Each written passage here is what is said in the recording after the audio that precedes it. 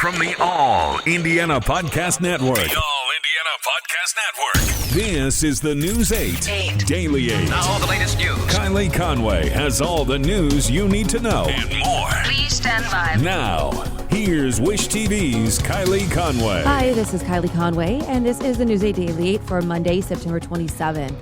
It feels more summer-like this afternoon. Sunshine with highs in the low to mid-80s. Very quiet and dry weather, really for most of the country right now and for several days to come. IMPD is asking for help finding 3 missing children. According to police, the kids were last seen in Decatur Township. Police say they were seen around Trotter and Canby Roads near Kentucky Avenue. IMPD tweeted around 11 last night that the 3 were missing. This morning, police are identifying the missing kids as 10-year-old John Mendenhall. Kieran Outlar is 12 and Caleb Bentley is 13. John is described as 4 feet tall, 60 pounds, was last seen wearing a checkered blue shirt and tennis shoes, and John is autistic. Kieran is described as 5 foot, 154 pounds. Kieran was last seen wearing sandals, shorts, and a shirt. Caleb is described as 5 feet tall, 99 pounds. He was last seen wearing black pants, a maroon jacket, blue and black shoes, and red socks. Officers are set to canvass the community throughout the morning. If you spot the kids or know where they might be, police are asking that you call 911. And Indianapolis is nearing a grim milestone. A deadly weekend, including 4 homicides, pushes the city to nearly 200 homicides in 2021. One organization is working to support people dealing with grief after violence. Siblings Changing and Restoring Society, or SCARS, is run by 2 local women who both lost siblings to gun violence. That support and that help and that healing, when you need it, you don't have the compassion for the next person. As long as we get one person, as long as we help one person, then we've done something. The SCARS group meets twice a month. Their next meeting is scheduled for tomorrow.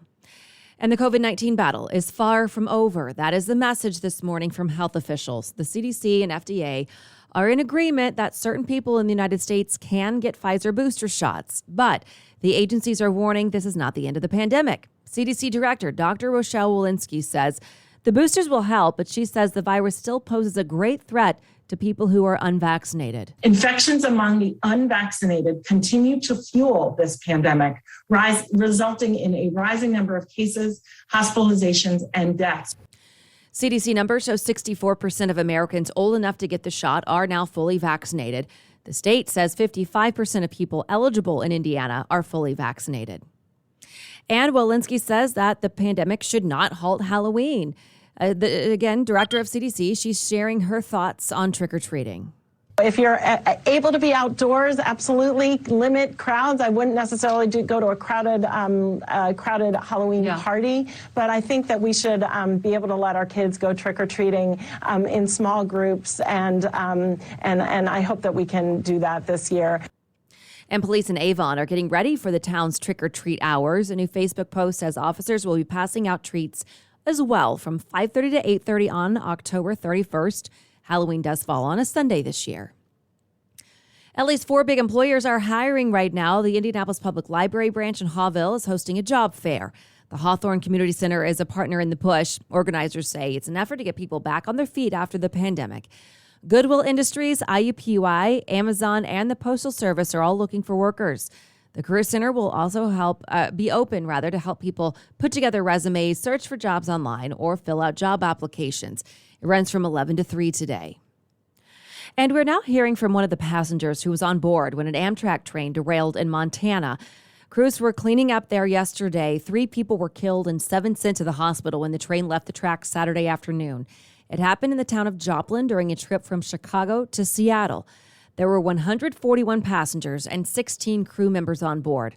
One woman describes the moment right as she got off the train. Immediate shock when we got off because we didn't know anything that significant had happened. And then when we came around, ambulances were kind of blocking our view further on. But by the time we crossed, if you looked about 100 yards down, there were 3 cars that were completely tipped over. Federal investigators are looking into the cause of the derailment. Officials have not identified those who were killed. Family and friends of Gabby Petito gathered to remember her at a Sunday memorial service in New York. Petito's father gave the eulogy for his daughter, calling her a happy girl who made people gravitate toward her. Other family members are sharing their feelings, describing her death as heartbreaking. She was my niece, and I almost don't even have words. It's just so heartbreaking what happened to her, and we love her, and we know that she's at peace right now. Police are still searching for Petito's fiancé, Brian Laundrie. The FBI issued a warrant for his arrest last week. And this morning, around 4,000 migrants have been expelled from the country. According to the Department of Homeland Security, they were apprehended by Customs and Border officials in Del Rio, Texas over the last week. The Secretary of Homeland Security says they were removed from the country due to health and safety concerns. The public has to remember that we are in the midst of a pandemic. The Delta variant caused a setback. More than 600,000 Americans have died. More than 40 U.S. Customs and Border Protection frontline personnel have lost their lives. This is a public health imperative to protect migrants themselves, local communities, our personnel, and the American public. Secretary Mayorkas says around 10 to 20,000 migrants were released from custody into the United States. And today, a procedural vote in the Senate to fund the government and possibly avoid a government shutdown. If the budget doesn't have Republican support, Democrats can use reconciliation to move it forward. It's a method Indiana Senator Mike Braun doesn't agree with. It should be through regular order, committees, bring in witnesses. So we do it the way you do it in all other forms of government, not in a massive reconciliation bill that won't get one Republican vote for it. New Jersey Senator Cory Booker says the funding will go towards spending from the previous administration. Donald Trump ran up profligate spending, $8 trillion worth of debt. This debt ceiling raise is all about money Donald Trump spent to give the biggest tax cuts that I've seen in my lifetime to the wealthiest of wealthy corporations and billionaires. The deadline for the fiscal year budget is Thursday. And there's now also an infrastructure deal delay. Lawmakers are postponing a decision on the $1 trillion deal until Thursday. Negotiators are still working to secure enough support from both sides. House Speaker Nancy Pelosi explains the reason for the delay. I'm never bringing a bill to the floor that doesn't have the votes. You cannot choose the date. You have to go when you have the votes in a reasonable time, and we will. Pelosi says that Thursday is also a deadline for some transportation programs that are in the infrastructure bill. The current version of the bill has not won over enough Republicans to pass the Senate. Republican Senator Pat Toomey explains why he opposes it. If you spend more, you will have to borrow more. And the Democrats want to spend vastly more, so they are driving up the need for still more debt in the future to cover all of the spending they want to engage in. President Biden says he's optimistic about negotiations, but expects it could take most of the week to reach a final deal. And to the Colts, all that matters is the Miami Dolphins. That is a message from Coach Frank Reich. He says he has full confidence in the players and staff. The team is 0-3 for the first time in a decade after Sunday's loss to the Titans. Darius Leonard describes the frustrating start. I feel like a damn bad dream, honestly. It's a sick taste in my mouth. Carson Wentz played, twisted ankles and all, though Reich says he was not 100%. The Colts never led, and Nyheim Hines' touchdown in the second briefly tied it. Indianapolis did force 3 turnovers, leading to 2 scores, but it wasn't enough. Final was 25-16 Titans. News 8's Charlie Clifford reports players are now fully focused on next Sunday. Carson Wentz called Sunday the most limited he's ever been on a football field in his career. The 2 sprained ankles forcing Wentz to stay in the pocket. He had to throw it 37 times. His offensive line plays 4 different combinations in the first half alone. Darius Leonard, the emotional leader of this team, his frustration boiled over postgame. First, though, Frank Reich on how Wentz's injury changed the plan on Sunday. I mean, it affected play calling a little bit, but not an excuse. I mean, I thought Carson did a good job understanding what his limitations were. I think there's plenty of opportunities in this game, in a closely contested game, to win that game. It's been an exhausting couple days, really exhausting week just trying to get out here.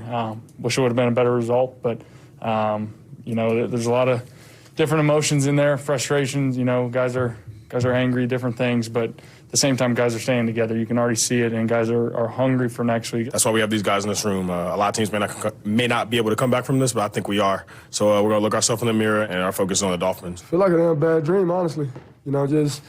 Starting on 3. First loss here in Tennessee. It's a sick taste in my mouth. You talk about 1-0, but damn, we got to get 1-0. And we got to get that soon, and hopefully we got to find a way to get the job done. The Colts wake up Monday morning hoping for good news on Quentin Nelson's injured right ankle. He left Nashville in a walking boot. As for Carson Wentz's injured right ankle, he said postgame he believes he can nurse it back to 100% health without missing any game time. Frank Reich, his mind is in one place. Miami next Sunday. His former quarterback, Jacoby Brissett, waiting with the Dolphins. For now in Nashville, Charlie Clifford, Wish TV, wishtv.com, and follow us on Facebook. Pacers rookies face local cameras and questions for the first time.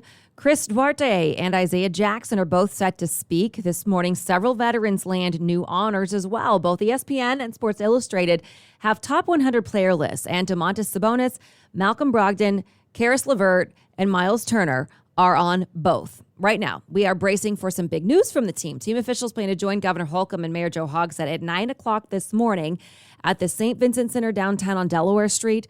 Organizers call it a special announcement, but are not hinting at what that might be. The Indianapolis Motor Speedway is congratulating the latest winner of the Astor Cup. Alex Palou won the 2021 IndyCar Championship in Long Beach, California over the weekend. Our sports team talked with Palou on Sports Locker Sunday. What a great year. Yeah, altogether, my second year in IndyCar, but my first year as part of Chip Ganassi Racing with that number 10 car. And it's just been an awesome season. We got 3 wins, 8 podiums, and we've been consistent all season. According to our sports department, Palou is the first Spanish driver to win the title. And to business headlines, the average credit score in Indiana is up. It's at 708, up from 699 in 2019. In fact, Experian found the average credit scores across the U.S. was up in the past year as people paid down debt during the pandemic. Minnesota continues to have the highest scores of 726. FedEx is rerouting hundreds of thousands of packages every day while it scrambles to cope with the labor shortage plaguing many businesses in the United States. Execs say this could mean delays for e-commerce purchases. In the early months of 2020, theme parks across the United States and world were forced to temporarily shut down due to the pandemic and the resulting lockdowns. While some parks remain closed closed for several months into 2021, others were able to reopen last year. The Themed Entertainment Association released attendance figures for the year. Disney World in Florida saw a drop in visitors of 66.9% in 2020 compared to 2019. Disneyland, meanwhile, was hit much harder. Unlike the Florida theme park and resort, Disneyland's main theme park and attractions remain closed through the end of 2020. As a result, the park saw a drop of over 80% in the number of visitors. Starting on October 25th, every Whole Foods delivery order placed through Amazon Prime will include a $9.99 delivery charge.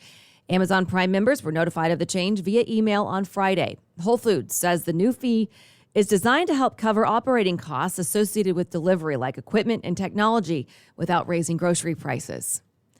NerdWallet studied hotel rates worldwide from 2019 to 2021 and found it can pay to wait to book until 2 weeks before arrivals as compared to months before. The average room rate in North America booked 15 days out was $203. 4 months out was $233, a 12% difference. This has been your News 8 Daily 8 for Wish TV. I'm Kylie Conway, online at wishtv.com, and follow us on Facebook when you search Wish TV. Check out more podcasts from the All Indiana Podcast Network now at allindianapodcastnetwork.com. allindianapodcastnetwork.com.